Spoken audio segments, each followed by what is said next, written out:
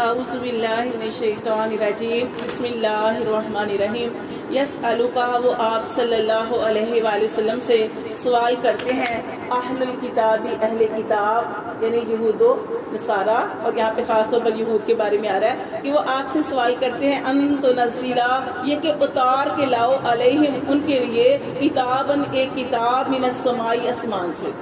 اب دیکھیں نبی صلی اللہ علیہ وسلم کے اوپر تو کتاب نازل ہوئی، کون سی؟ قرآن مجید، جو ساری کتابوں کی سردار کتاب ہے۔ اب وہ نبی صلی اللہ علیہ وسلم سے یہ کیوں کہہ رہے ہیں کہ ہمارے لیے کتاب اتار کے لاؤ؟